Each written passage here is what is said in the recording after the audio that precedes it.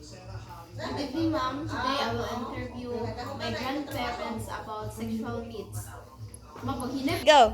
Good evening, ma'am. Today I will going to interview my grandmother about sexual myths that they used before. First question: what common myths, fallacies, or superstitious beliefs related to sex did you practice from your ancestors? Sa una, ang sa kuno imong gamit nga mga dili mga tuo-tuo nimo sa katong panahon nga kamoy the sex. Sa una, kasi mga tuo-tuo nga dili effective. Di effective ka ng withdrawal.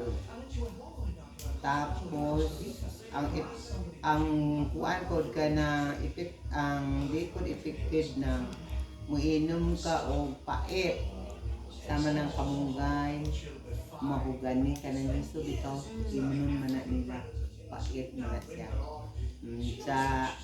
Sa ako, ang akong gamit natural method mo the best. Kung binuwan ang imong means. Binuwan kay makaihap man ka 15 days man gikan sa 1 week before ka magkanang mugawas ang binuwan ng mga sakit.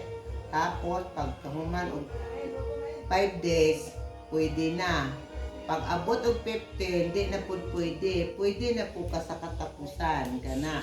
Muna'y perfect joy. Are you still practicing these myths up until now? Nagstige pa ka ng damit na nga mga kanang tuo-tuo, kanang mga tuo-tuo. Akaron na. Wa na. Di na nausoron. So mo to ma'am, dili daw tinuod ng muinom og mga pait nga na pero siguro di jud ko tinuod bang kay mo may natutuo. That's all, thank you.